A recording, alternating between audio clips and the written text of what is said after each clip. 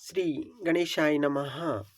फाल्गुन मास के कृष्ण पक्ष की विजया एकादशी का महात्म्य।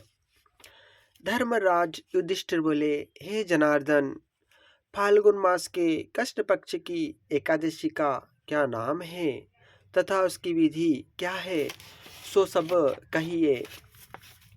श्री कृष्ण भगवान बोले, हे राजन, फाल्गुन माह के कृष्ण पक्ष की एकादशी का नाम विजया है।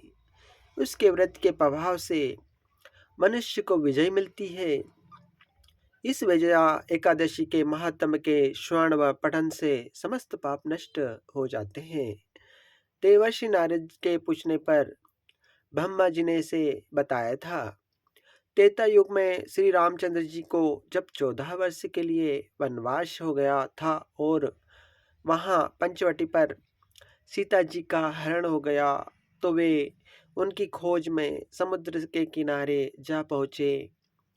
तब उन्होंने महान अगाध मगरमच्छों से युक्त समुद्र को देखकर श्री लक्ष्मण जी से कहा, हे लक्ष्मण, समुद्र को हम किस प्रकार पार कर सकेंगे? श्री लक्ष्मण जी बोले कि हे राम जी, यहाँ से कुछ ही दूरी पर कुमारी द्वीप पर बकदालभ्य नाम के मुनि रहते हैं। आप उनके पास जाकर चलकर इसका उपाय पूछे। लक्ष्मण जी के वचन सुनकर श्री रामचंद्र जी बकदालभ्य ऋषि के पास गए और उनको प्रणाम करके बैठ गए। मुनि ने उनसे आने का कारण पूछा तो श्री राम जी बोले कि हे महर्षि, मैं राक्षसों को जीतने लंका जा रहा हूँ। आप कृपा कर समुद्र पार करने का कोई उपाय बतलाइए। बकदालभ ऋषि बोले, हे राम जी, मैं आपको एक उत्तम व्रत बतलाता हूँ। फाल्गुन माह के कृष्ण पक्ष की विजया एकादशी का व्रत करने से तुम समुद्र से अवश्य ही पार होंगे और तुम्हारी विजय होगी। इस व्रत की विधि यह है कि दसवीं के दिन स्वर्ण, चांदी, तांबा या मिट्टी का एक घड़ा बनावे। उस घड़े को जल से भरकर तथा उस पर पंच पल्लव रखकर वेदिका पर स्थापित करे। घड़े के नीचे सतनाज 7 अनाज मिले हुए और ऊपर जो रखे, उस पर श्री नारायण भगवान की प्रतिमा स्थापित करे।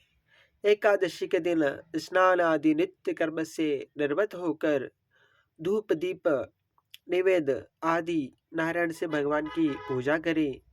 उस समस्त दिन को भगवती भक्ति पूर्वक घड़े के सामने व्यतीत करे और रात्रि को भी उसी तरह बैठकर जागरण करना चाहिए। द्वादशी के दिन नदी या तालाब के किनारे स्नान आदि से निर्वत होकर उस घड़े को ब्राह्मण को दे देना चाहिए। हे राम, यदि तुम इस व्रत को सेनापतियों के साथ करोगे तो अवश्य ही विजयी होंगे। श्री रामचंद्र जी ने विधि पूर्वक विजय एकादशी का व्रत किया और इसके प्रभाव से दैत्यों के ऊपर विजय पाई। ओम नमो भगवते वासुदेवाय नमः।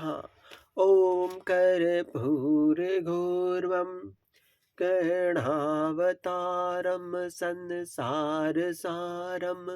भुजगेन्द्रहारं सदा वसन्तं हृदयारविन्दे भवं भवानी सहितं नमामि। जय हो।